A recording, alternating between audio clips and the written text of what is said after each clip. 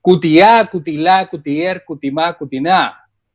Cuticó, cutimó, cuties, cutistás. ¿Cuti qué? Estoy hablando en cuti, Elaine. Ah, ok. ¿Te acuerdas que en el colegio hablábamos en cuti Águara. para despistar a los profesores? Sí. O a tus padres también. Bueno, exacto. Hasta que ellos supieron de qué se trataba, ¿no? Claro, ese era el lenguaje de programación de aquellos tiempos. Sí. Y tú sabes que me puse a investigar que eso es como una ciencia que se llama jerganza, algo así. Bueno, por aquí lo tenía anotado. Se me fue la investigación, pero que supuestamente esto lo hacen mucho los pacientes psiquiátricos que sufren de esquizofrenia. Ajá. Sí. ¿Y qué tiene que ver?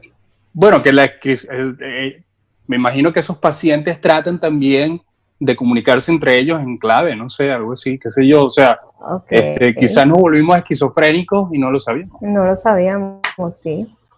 Yo creo que Bueno, algo en de fin. eso tenemos todo ahorita. Exacto, bueno, yo creo que sí, con esta cuarentena, imagínate. Ay, sí. Bueno, todo esto es porque tú eres terapista de lenguaje. Y de verdad que yo nunca me he detenido contigo a preguntarte de qué se trata esto de terapia del lenguaje, porque a mí me suena como que, por ejemplo, los que hablamos español, necesitamos una terapia para poder hablar español, porque el español es tan complicado que nos podemos volver locos tratando de hablar tanto español. Y qué sé yo, hoy hablé tanto español que me volví loco. Necesito terapia. ¿Verdad? Bueno, es que sí, realmente necesitamos terapia porque tenemos algún inconveniente con la expresión de nuestro idioma. ¿Ok? La terapia del lenguaje no es otra cosa que la rehabilitación de los trastornos del lenguaje, y también la terapia hace estimulación para que las etapas que están quedando atrasaditas en el desarrollo del lenguaje se puedan nivelar en algún momento. Ok. Entonces, con el lenguaje tienen que ver muchas cosas. Con el lenguaje tiene que ver lo emocional, tiene que ver lo cognitivo, es decir, los pensamientos, tienen que ver todos los sistemas del cuerpo, tiene que ver la respiración, la vista, el tacto, el oído, ¿ok? Entonces, en cualquiera de esos sistemas se puede producir una alteración que traiga como consecuencia una alteración también del lenguaje. Ok, ahora yo te veo siempre trabajando con niños, ¿verdad? Que están en la escuela, pero pregunta curiosa, ¿también trabajas con adultos? O sea, por ejemplo, uno quizás tiene algo arrastrando de la infancia, una palabra que nunca te sale, no te salen las R's, a pesar de que eres latino, no sabes decir un trabalengua en R, carro, bueno, no recuerdo los trabalenguas en R, pero eso que R con uno R, decía, cigarro. exactamente. ¿También tenemos esperanza los adultos de ser tratados? Sí, claro. De hecho, yo tengo tantos pacientes adultos como tengo pacientes niños. Lo que pasa es que yo en mi cuenta de Instagram le hablo mucho a las madres de los niños que tienen retrasos en el lenguaje, porque de eso hay en República Dominicana, hay mucho aquí, ¿ok? Abundan mucho los retrasos del lenguaje.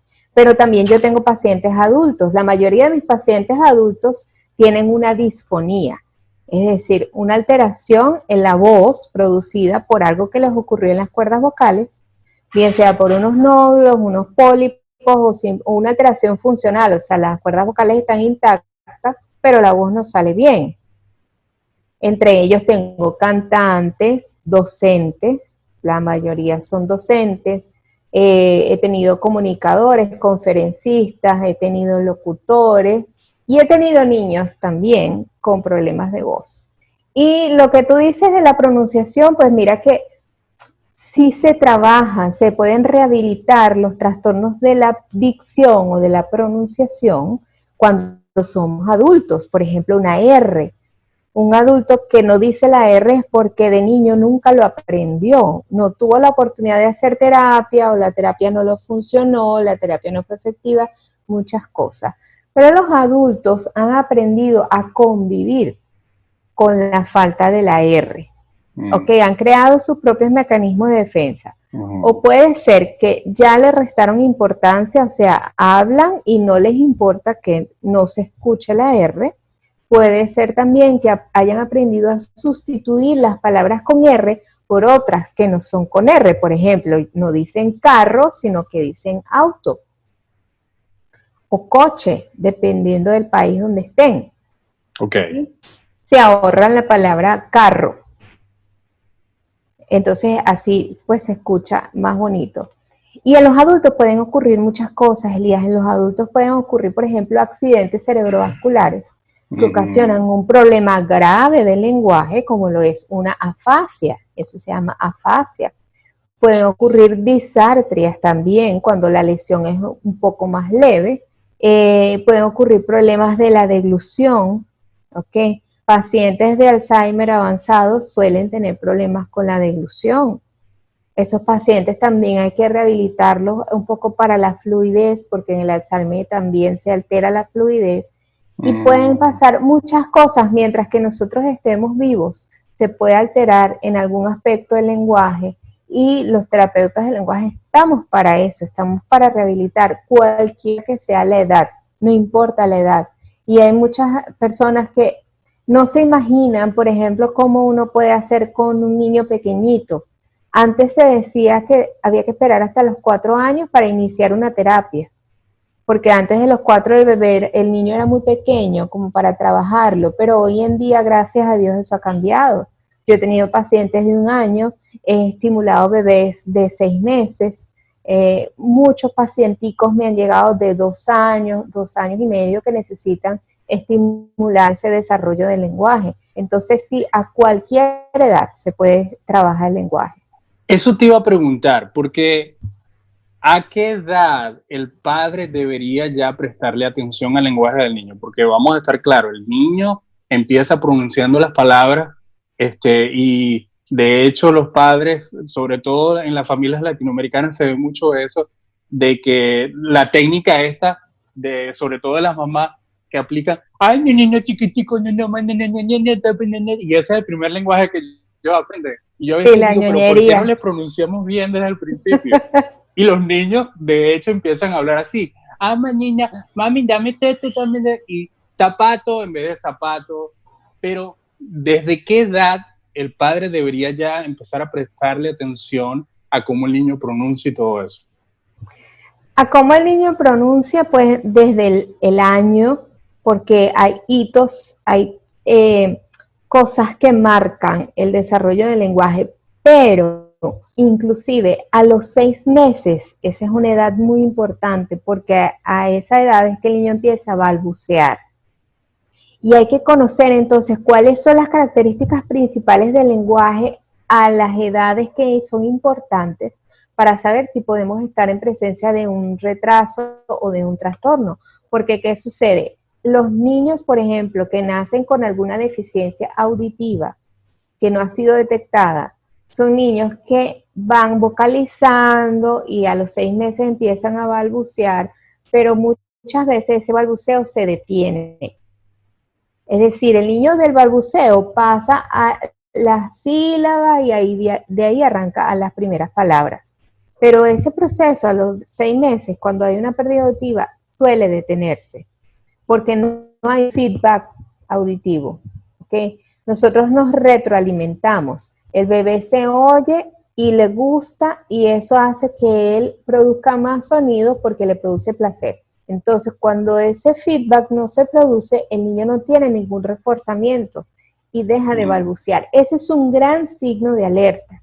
Si la madre te dice, sí, él estaba haciendo soniditos, pero de repente los dejó de hacer, ahí se prendieron todas las alarmas y tenemos que correr a hacer una evaluación auditiva. Ok. Elaine, sí, perdón, sigue. Entonces te decía que al año el niño tiene que decir las primeras palabras. Si todavía al año el niño no ha hablado, no ha dicho mamá, papá, tete, también es un signo de alerta, porque lo normal es que se produzca a esa edad. Y entonces vamos todavía más allá, si a los 18 meses no hay palabras y a los 2 años hay unas 3 o 4 palabras, por supuesto que hay que atenderlo. Hay que correr. a hacer una evaluación del lenguaje. Y siempre evaluación de audición. Siempre. Es lo primero que descartamos. ¿Qué es lo ideal? Yo no sé si en Venezuela se está haciendo, pero aquí se está tratando de implementar la cultura de que los niños sean evaluados, que su audición sea evaluada apenas nacen o a más tardar a los 15 días. Porque si detectamos pérdidas auditivas tempranas, por supuesto que hay un mejor pronóstico, es decir, hay mucha más esperanza de que se pueda desarrollar lenguaje, se puede ir proyectando la colocación de unos aparatos auditivos para que el niño lleve una vida lo más normal posible y que pueda desarrollarse normalmente, ir a un colegio normal, porque no escuchar bien no quiere decir que sea menos inteligente, o tener un problema de lenguaje no quiere decir tampoco que el niño no tenga la suficiente inteligencia. ¿Okay? Se puede producir un problema de lenguaje cuando hay, por supuesto, una afectación cognitiva, una deficiencia cognitiva. Ahí, por supuesto, como factor secundario hay un problema de lenguaje, pero no porque tenga un problema de lenguaje, el niño no es tan inteligente como los demás. Qué bueno eso, porque hasta ahí puede llegar la preocupación de un padre que quizás piensa, bueno, como habla mi hijo, así va su cerebro. Sí, y es que realmente, así como tú hablas, así va a ser tu nivel de pensamiento, ¿ok? Y de desarrollo del análisis. Yo publiqué en estos días una frase que me encantó y es muy cierta, que dice, los límites de mi mundo son los límites de mi lenguaje. O sea, hasta donde llegue mi lenguaje, hasta ahí va a llegar mi mundo. En términos de percepción, en términos de análisis, ¿ok? En términos de desarrollo. Así que tenemos que garantizar un buen desarrollo del lenguaje para que haya también un buen desarrollo cognitivo. Ajá, pero por ejemplo, bueno, yo en mi caso, yo siempre fui un niño introvertido, todavía lo soy, un niño introvertido, pero hay niños que son así, que son muy callados y entonces hablan poco y al mismo tiempo lo introvertido significa también que piensan y analizan mucho, por ejemplo, ese fue mi caso. Y yo, bueno, gracias a Dios siempre fui de buenas notas, entonces no sé, eso que me estás diciendo quizá en mi caso puede ser una excepción o ¿cómo lo ves? Porque en mi caso, ok, yo hablaba poco y tú dices que en la medida que uno habla esa es la capacidad de análisis o estoy malentendiendo. Sí, vamos a diferenciar, porque el lenguaje es mucho más que lo que tú expresas. Okay. Hay un lenguaje interior. De hecho, hay lo que se llama diálogo interno, que es esas conversaciones que tú tienes contigo mismo. Bien, entonces, lo que se dice es solamente una parte de lo que es el lenguaje, porque el lenguaje es también tu pensamiento, es también tu expresión corporal. Eso es parte del lenguaje. Cuando un niño señala para pedir el agua o para pedir el tetero o el biberón, eso es lenguaje. ¿Por qué? Porque en esa seña hay todo un significado, hay una carga comunicativa. Él con el dedito te quiere decir que tiene sed. Entonces, si bien no hay en ese momento un lenguaje expresivo oral, es decir, no hay verbalización de esa intención, sí hay una comunicación y sí hay la transmisión de una idea. Okay. No podemos decir que ese niño no tiene lenguaje. Tiene, solo que no lo verbaliza. Entonces, en el caso que tú decías de las personas que son muy calladas, tú pensabas mucho. Y tú hablabas contigo mismo, ¿verdad? Y tú analizabas las cosas y llegabas a tus propias conclusiones y te hacías tus propios enunciados, que son las creencias que nosotros nos vamos fijando a lo largo de la vida, ¿okay? Las cosas en las que vamos a creer, las aseveraciones. Esto sucede por esto, si yo hago esto va a ocurrir esto. Entonces, es un tema demasiado amplio el tema del lenguaje, pero no quiere decir que porque tú hayas sido callado, hayas tenido menos lenguaje. tuviste quizás menos lenguaje expresivo oral, es decir, hablabas poco, pero sí los procesos dentro de ti, los procesos neurológicos para que se diera el lenguaje ocurrieron. Y de hecho ocurrieron muy bien, porque si no, no tendrías tú el nivel comunicativo que tienes hoy en día. El resultado, ¿ok?, del Elías comunicador que tenemos en el día de hoy es justamente el resultado de todo ese proceso que viene desde que tú naciste. Es un desarrollo, el lenguaje dinámico. El lenguaje nunca se estanca. El lenguaje está en constante cambio, porque aún de adultos nosotros aprendemos palabras nuevas, por ejemplo. Que escuchas una palabra, oye, ¿y qué significa eso? Te dijeron qué significa y lo incorporaste a tu lenguaje y te encuentras en una próxima ocasión cercana usando esa palabra. Cuando la palabra realmente te hizo clic y entendiste qué significa y en qué contextos la puedes usar. Cuando tú amplías tu vocabulario porque lees libros, ¿ok?, porque eres un buen lector, eso es desarrollo de tu lenguaje como adulto. Entonces el lenguaje es algo que nunca se detiene, siempre está en constante movimiento y avance. Ok, y me interesa una pregunta que nos hicieron en el live que hicimos en Instagram el martes pasado, del caso donde hay familias, como pasa mucho aquí en Estados Unidos, por ejemplo, las familias hispanas, donde hay dos lenguajes, el lenguaje del país donde se reside y el lenguaje de la cultura de los padres. Y a veces hay hasta tres lenguajes, porque yo, por ejemplo, tengo amigos que, por ejemplo, pienso en una pareja de mí que él es americano, ella es de Brasil. Y están en una comunidad, en una iglesia donde hay también personas hispanas que hablan español. Y de hecho, esa iglesia tiene una congregación en español. O sea, la mezcla de culturas y también de lenguaje.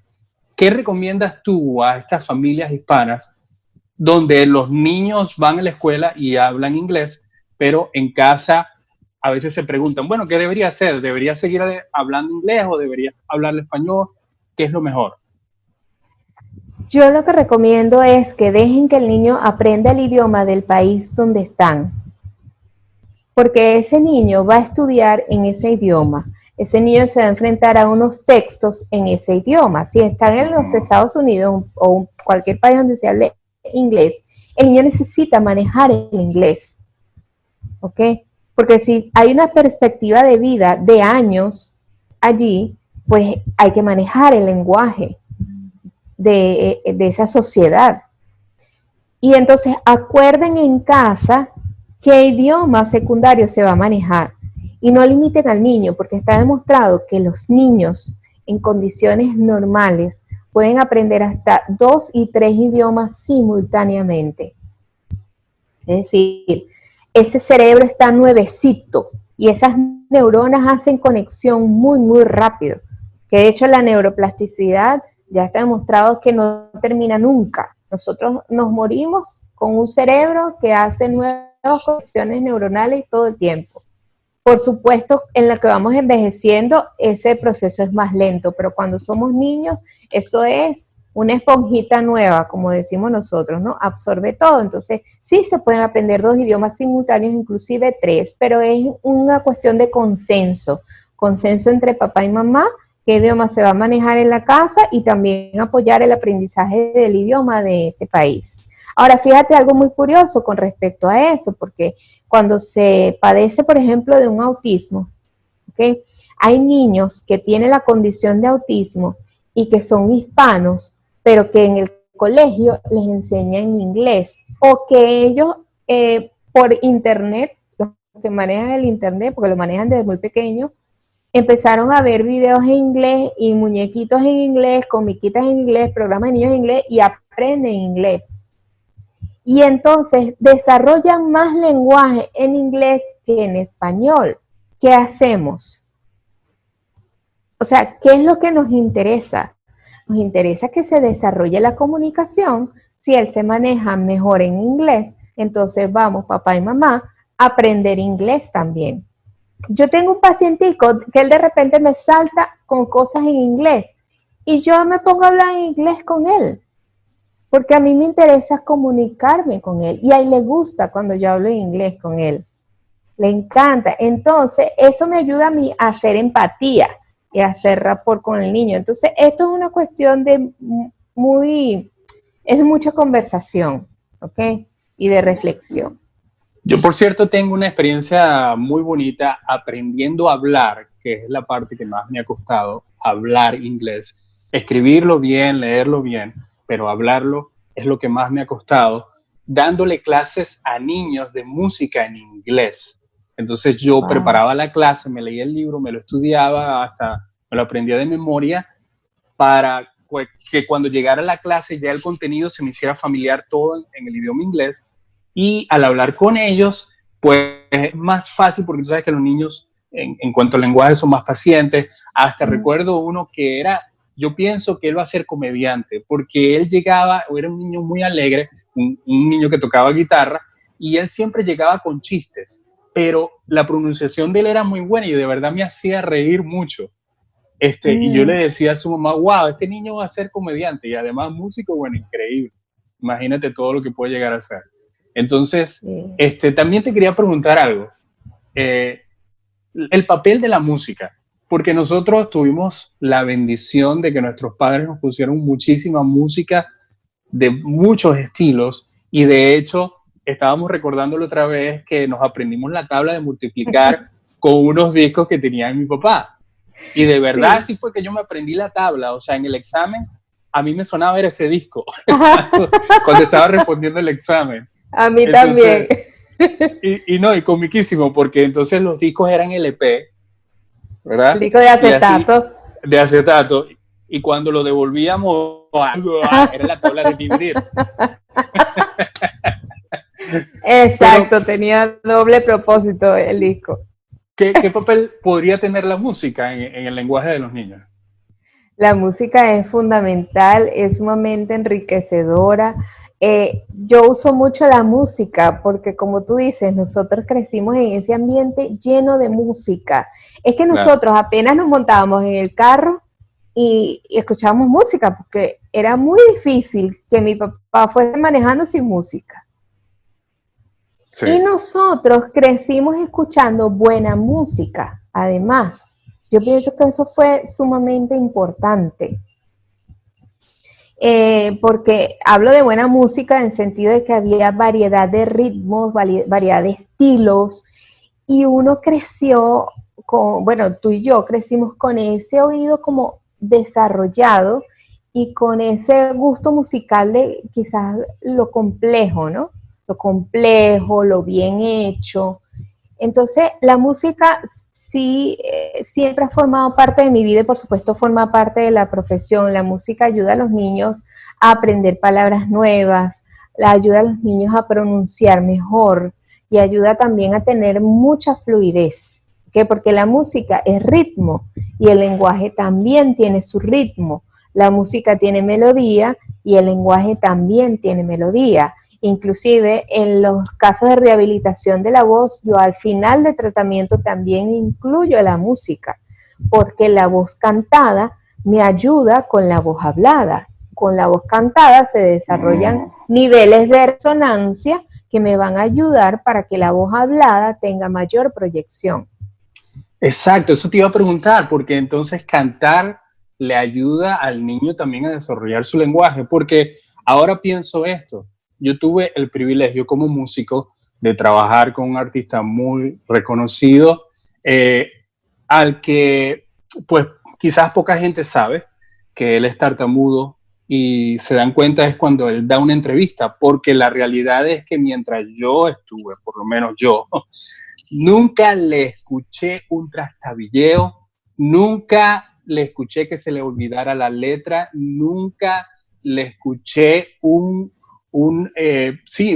una parte donde él tartamudeara cantando. O sea, cantando siempre es y siempre ha sido pulcro, de arriba a abajo. Y eso me impresiona porque después entonces pienso, bueno, ¿por qué en su lenguaje él sigue tartamudeando, pero en la música no. Tartamudea cuando habla, pero no tartamudea cuando canta. Y eso tiene una explicación científica, ¿ok? Y es que hay unos cablecitos que son los nervios, ¿ok? Una red de nervios. Entonces, hay unos que llevan la información al cerebro, pero el mismo cerebro después manda una información hacia los órganos que tienen que ver con el habla. Pero resulta que la voz hablada y la voz cantada salen por vías diferentes. ¿Okay? Salen por cables diferentes. Entonces, la tartamudez, que es de lo que estamos hablando, ¿verdad? Es el problema al que nos estamos refiriendo. La tartamudez es una falta de fluidez del habla. ¿Sí? Ok. Entonces, como es del habla, no afecta el canto porque el canto tiene otra vía. Entonces, por eso es que las personas con tartamudez pueden cantar normalmente, además que se apoyan en el ritmo. ¿Sí? El canto, tú te tienes que apoyar en el ritmo, tú tienes que seguir un ritmo. Hay un compás y hay toda una sincronización que justamente es lo que está alterado cuando hay una tartamudez. Está alterada la fluidez porque está alterada la sincronización. No es que la persona tartamuda no sepa lo que tiene que decir, porque las madres de los niños pequeños con tartamudez cometemos el error de que les decimos, pero piensa lo que vas a decir. O es que me dicen, él piensa más rápido de lo que habla. Eso no es así. Es decir, para yo poder hablar y decir esto que estoy diciendo en este momento, primero hubo un proceso neurológico, un proceso muy rápido que salió y se verbalizó. Entonces, cuando esa sincronización no se da, no es que la persona piense demasiado rápido, sino que es que la planificación de los movimientos de los órganos articulatorios está alterada. Entonces se afecta la fluidez, entre otras cosas, porque ojo, la tartamudez tiene demasiadas aristas, es decir, intervienen muchas cosas, intervienen neurotransmisores, interviene la parte emocional, es sumamente importante, la autoestima, interviene audición, hay muchísimos factores. Bueno, hay días que yo tartamudeo. Sí, o sea, todos tartamudeamos, fíjate, todos tartamudeamos en un 10%. Todos somos tartamudos un 10%, porque la tartamudez es una falta de fluidez. Y tú tienes faltas de fluidez, yo las tengo, que cuando me quedo así que, bueno, o digo, eso es una falta de fluidez, cuando tú te detienes o corriges la palabra, ¿sí? Sí. Cuando cambias una palabra por otra, porque no era esa la que querías decir. Eso es un 10% de tartamudez. Entonces, yo estoy pensando que quizás el rap, que es una cosa intermedia entre hablar y hacerlo con ritmo, quizás lo podemos plantear como una terapia de lenguaje también, a lo mejor. Es muy interesante la propuesta. Podemos hacer una tesis quizás de eso, Ley. Claro, podemos hacer una investigación. Bueno, interesante. De verdad que sí. Elaine, y el último caso que te quiero preguntar, porque se nos está yendo el tiempo, es que los que tienen frenillos en su boca, ¿sabes? No los frenillos que se ponen para arreglar los dientes, no. Frenillos que salen, que son una especie de frenillo lingual. Exacto. Ajá. Es como un pedacito de carne que está ahí, que no debería estar ahí. Exacto, sí. Eso es un mito, porque antes se decía que las personas que no pronunciaban bien o los niños que no pronunciaban bien, no es porque tienen frenillo. Inclusive me llegaron muchas veces a la consulta mamás que decían, ay, mire doctora, es que él no pronuncia bien, yo creo que es que él tiene frenillo. O a mí me dijo mi suegra que eso es por frenillo. Vamos a aclarar que el frenillo lingual es un pedacito como de carne, ¿ok?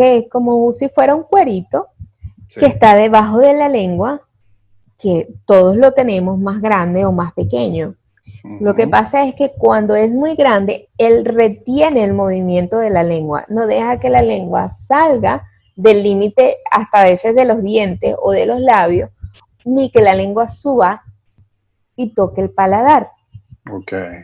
Cuando un niño tiene frenillo y saca la lengua, la punta se pone como un corazón, hace un hundidito en el medio. ¿Ok? Ya ahí nosotros sabemos que realmente hay un frenillo corto, pero eso no pasa nada. Eso se lleva al médico, el médico lo corta, sangra un poquitico y ya a los 5 días estamos haciendo terapia. Porque toda lengua que ha tenido frenillo corto hay que entrenarla, reentrenarla, para que entonces gane los movimientos que antes no podía hacer. ¿Qué sonidos afecta un frenillo? Afecta principalmente los sonidos que requieren elevación de lengua, como son la L, la R y la R. Pero en el caso de los frenillos más cortos, podría hasta afectar otros sonidos del habla, como una D, una T. Ok. Wow, qué interesante toda esta información. Yo pienso que vamos a tener que hacer una segunda parte porque es que es tan bueno. Yo todavía no soy padre, pero ya estoy aquí muy atento y me recuerdan mucho también cosas de mi niñez o cosas que he visto en otras personas que les puedo ayudar. Yo sé que muchísimo, Elaine. Hermanita, de verdad que me encanta hablar contigo. Wow, nunca me había sentado a hablar en tantos detalles de tu carrera, que ahora eres famosa ya en República Dominicana, ahora sales a cada rato en televisión, en radio, y bueno, muy merecido porque tu labor es demasiado importante y muy necesitada en estos tiempos. De verdad que sí, yo estoy aquí, bueno, demasiado lleno de saber que haces eso por tantos niños. Danos información de cómo te pueden contactar, porque yo sé que ya hoy en día hasta por internet o en línea tú puedes hacer una sesión con alguien que necesite tu servicio de terapia de lenguaje. Sí, mira, esta pandemia nos ha enseñado que los límites realmente están en nosotros, ¿no? Y no hay limitaciones, valga la redundancia, en este momento para dar terapias, las podemos dar online, así como estamos reunidos nosotros. Yo me reúno con las mamás, con los niños o con mis pacientes adultos de terapia de voz y las cosas están fluyendo muy, muy bien. De hecho, con los pacientes de voz me está costando que regresen al consultorio. Yo les estoy diciendo, no, miren, pero ya podemos ir al consultorio, tenemos todas las medidas de seguridad. Ay, no, doctora, pero yo prefiero así como estamos trabajando. Y aquellos porque no gasto gasolina, me dicen. Y yo me echo una hora de mi casa a su consultorio por el tráfico. Entonces, no, así es más fácil. Mira, y háblanos de tu información, de los que te quieren contactar que sí, están fuera de Dominicana. Sí, dinos cuáles son los nombres o los contactos. Los contactos son mi cuenta de Instagram, fácilmente me consiguen como Habla con Elaine, ¿ok? Allí me pueden mandar un mensaje directo, les puedo dar mi número de teléfono, 809-350-1762, le ponen el +1, uno como si fuera de Estados Unidos, pero no es de Estados Unidos, y por allí me contactan por WhatsApp. También en mi cuenta de Instagram está un enlace directo a mi WhatsApp si quieren hacerlo más fácil. Y bueno, para cualquier información estoy a la orden también. A mi página de Facebook también se llama Habla con Elaine. Ok, buenísimo. Hermanita, estás más bella que nunca. Te mando un beso desde hermano. Aquí. Un besote, pero esto se pasó demasiado rápido. Tenemos que seguir después. No, demasiado rápido. Vamos a seguir después con una segunda parte. Salúdame a todos en casa, por favor.